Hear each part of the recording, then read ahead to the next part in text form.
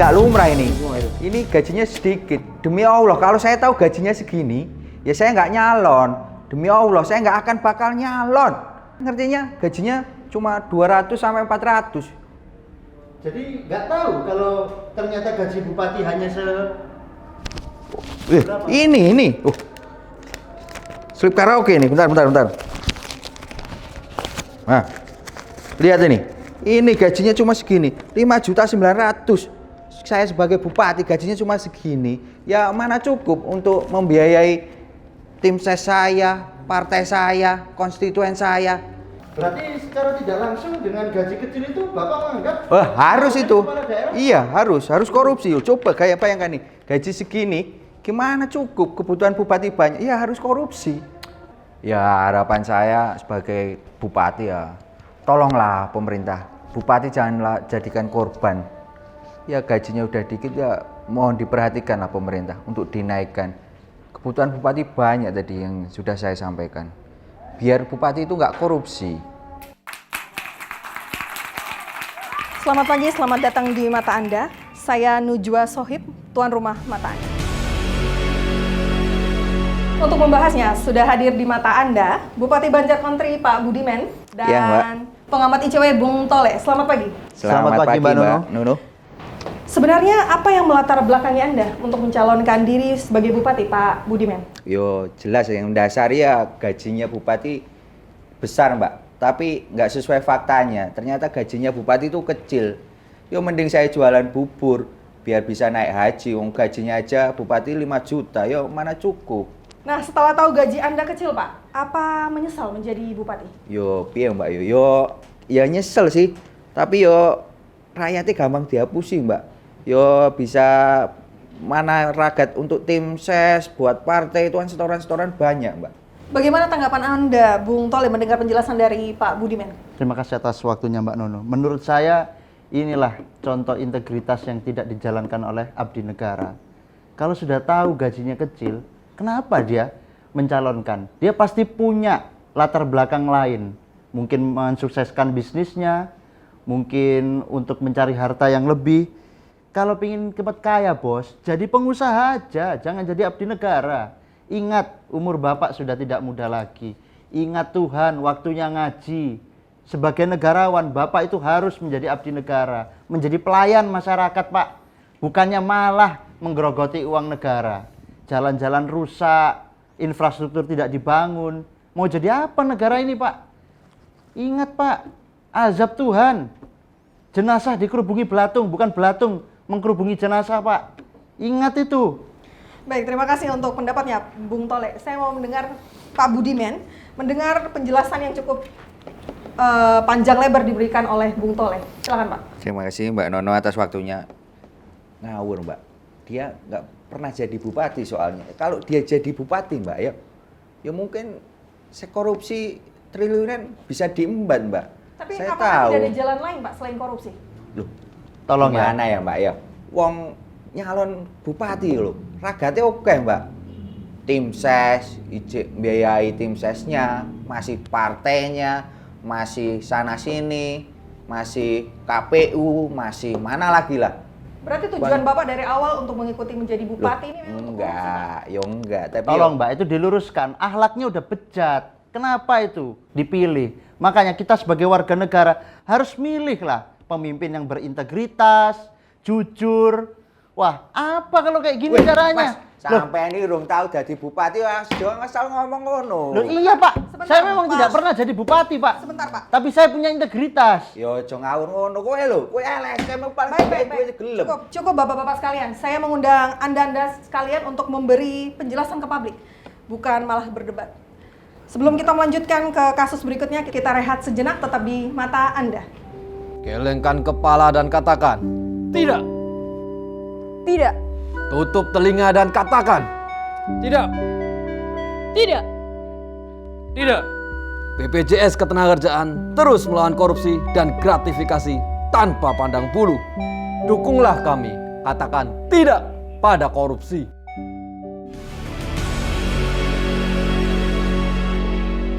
Apapun jenis dan besarannya, korupsi sudah pasti tercela karena menggarong hak warga. Apalagi dilakukan di masa bencana, jenis kerakusan yang bikin orang normal geleng kepala. Tapi justru itulah yang terjadi. Dana bansos disikat dengan ngerinya, angkanya bukan main. Tak terperih mau dibilang kaget, tapi korupsi sudah kadung biasa. Inilah ironi korupsi kala pandemi. Jadi jabatan saya sebagai Menteri Sosial ini merupakan sebuah tugas dan tanggung jawab yang diberikan oleh masyarakat kepada saya, sehingga saya harus mengemban tugas ini dengan sebaik mungkin. Dan jangan pernah ada terbersit sedikit pun keinginan untuk melakukan hal-hal yang tidak diinginkan seperti korupsi. Janganlah sampai kita itu melakukan korupsi, itu hal-hal yang tidak bertanggung jawab, itu adalah sebuah kesalahan, itu adalah sesuatu yang tidak terpuji yang dapat merugikan rakyat negara kita. Jadi janganlah kita korupsi ya. Kalau korupsi itu kita malu ya, keluarga kita itu malu, anak istrimu malu, atau suamimu akan malu, apalagi anak ya, masih kecil, masih sekolah. Kalau ketahuan orang tuanya melakukan korupsi, mereka bisa dibully, mereka bisa dikucilkan. Jadi buat apa? Itu hanya merugikan kita sendiri dan keluarga. Carut marut pembagian bansos mengindikasikan dan menjadi bukti banyak penyelewengan. Untuk membahasnya sudah hadir di mata Anda Menteri Sosial Negara Lucu Juniari Batubara dan pengawat ICW Bang Satria. Pagi. Selamat pagi. Selamat pagi. Pagi, Mbak. Apa yang sebenarnya melatar belakangi ini semuanya, Pak? Ya kalau saya itu awalnya sih coba-coba ya. Coba-coba, lama-lama kok keenakan gitu Mbak. Terus di posisi itu saya merasakan surga dunia. Saya bisa memperoleh apa yang saya mau. Mbaknya mau beli apa? Tas, sepatu, rumah, apartemen, gedung kantor, semua bisa saya beli. Ya, yang penting saya merasakan happy aja. Saya lakukan itu semua Mbak. Seperti itu. Jadi Bapak ini benar-benar memanfaatkan jabatan yang Bapak jabat saat ini. Apakah Bapak tidak malu dengan kelakuan yang Bapak lakukan? Wah, kalau saya yang penting enak, Mbak. Malu itu belakangan. Ya mumpung kapan lagi kan, ini nilainya besar, ya kan? Toh kalau ketahuan dihukum juga negara kita hukumannya seberapa gitu. Jadi Bapak tidak takut untuk mendapat hukuman katakanlah penjara, karena kan seringkali koruptor itu mendapatkan hukuman seperti penjara, Pak. Apakah karena Bapak merasa kalaupun di penjara, itu penjaranya enak, fasilitasnya lebih dari hotel-hotel, Pak? Wah, kalau bisa penjaranya itu bisa saya beli kok, Mbak. Iya, jadi saya yang penting happy aja. Berarti intinya Bapak menjabat ini hanya untuk memperkaya diri dan happy gitu ya, Pak? Ya? Betul sekali. Urusan rakyat belakangan gitu, Pak? Wah, itu saya tidak peduli itu semua. Bagaimana tanggapan Anda selaku pengamat ICW, Bang Satria? Menurut saya, Bapak Batubara ini seperti nggak punya kesalahan. Dia nggak menghargai rakyat-rakyat yang berjuang untuk dia. Dia ngambil uang dari rakyat, dan seharusnya dia layak untuk dihukum mati. Tengoklah dia malah tidur kayak gitu. Baik, permisi Pak. Iya. Oke. Pak Bata, sudah mendengar statement dari Bang Satria. Ini tanggapan Bapak seperti apa? Ya kalau saya yang penting kinerja saya bagus, ya kan?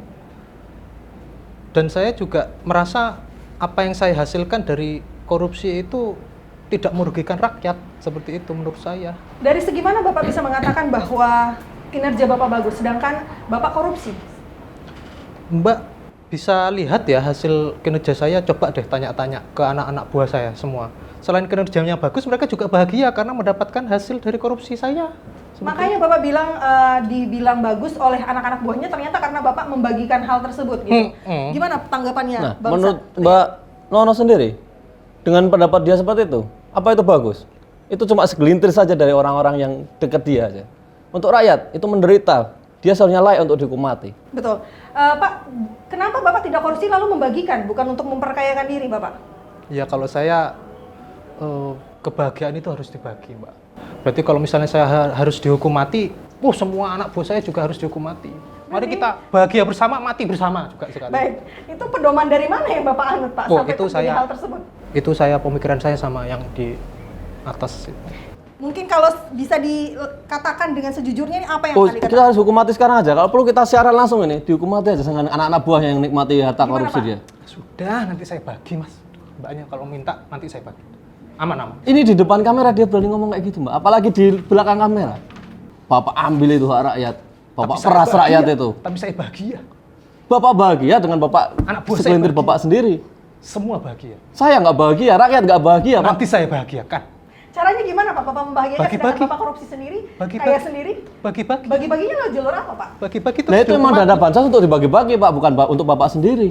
Kalau Bapak dihukum mati, Bapak setuju? Oh, saya tidak setuju. Karena selama ini pelaku-pelaku korupsi selalu bebas dari hukuman penjara. Bahkan pihak penjara pun bisa disuap oleh pelaku-pelaku korupsi itu. Baik. Bang Satria mungkin punya bukti lain yang bisa ditunjukkan. Kami ada di lapangan bahwa Bapak ini memberikan bansos yang mungkin Bapak ambil dari dananya itu beras itu tidak layak, Pak. Sarden itu cuma kepala aja, nggak ada kakinya. Baik. Kemudian telur itu cuma 2, Harusnya berapa Pak? 4. Baik. Mungkin kita saksikan videonya seperti ini. Saya dapat bansos ini, tapi kok isinya sangat jauh dari layak sekali. Ada beras, ada sarden, ada telur, tapi itu loh berasnya itu loh, warnanya sampai kayak pelangi itu, Mejiku Hibiniu. Terus sardennya tinggal kepalanya aja, badannya nggak tahu itu jatuh ke laut atau ke sungai itu. Terus telurnya itu cuman isi 2 biji, itu makan untuk pagi aja sudah habis. Ya apa ini? Kok yang ngasih nggak bener kayak gini? Orang saya itu biasanya makan steak, makan yang tei-tei itu, sushi-sushi, terus apalagi itu. Pokoknya dia makan di hotel mewah bintang 5 itu saya udah biasa makan seperti itu. Dapatnya kok bansos seperti itu isinya. Malu-maluin. Ini pasti videonya ada Itu rekayasa. nyata, Pak. Nggak Kita mungkin. cari sendiri di lapangan Nggak itu. mungkin. Saya tahu betul kinerja anak buah saya seperti Anak apa. buah Bapak bagus di mata Bapak aja. Bapak Sana. siapa? Bapak nggak tahu kinerja saya kan? Nggak tahu. Bapak nggak ada Nggak bisa, kerjanya. Mbak. Ini nggak bisa kalau saya teruskan, saya nggak bisa seperti ini, Mbak. Baik. Saya nggak terima. Loh, Saya walk out kemana, aja. Pak? Saya walk out. Orang Baik. salah kabur Saya pasti walk itu. Baik. Kita lihat pendiri Facebook Mark Zuckerberg, triliuner. Tak ada yang tak bisa dibelinya. Tapi ia memilih baju kaos bermodel dan berwarna yang sama, abu-abu. Bukan semata menghemat uang, tapi katanya menghemat waktu. Saat memilih pakaian. Memilih rumah sederhana untuk tak pamer kekayaan. Dan tetap rendah hati, tapi dalam soal kedermawanan, ia justru sangat berfoya-foya. Ia mendirikan organisasi kemanusiaan yang fokus pada pendidikan dan kesehatan dunia. Ia percaya betul berbuat baik untuk diri semata itulah kesenangan, tapi berbuat untuk sesama itulah senyatanya kebahagiaan dengan 3 kunci. Nyaman, tak merepotkan, dan dermawan. Mark seperti mengajarkan kita untuk mengubah istilah BPJS dari budget pas-pasan, jiwa sosialita, menjadi budget pol-polan, jiwa tetap sederhana.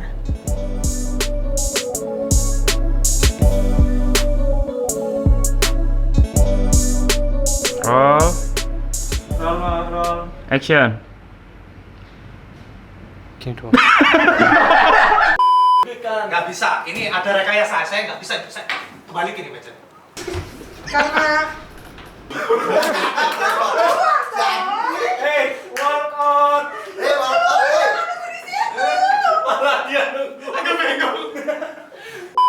Oke. Roll Ya, roll. and action. Cakep.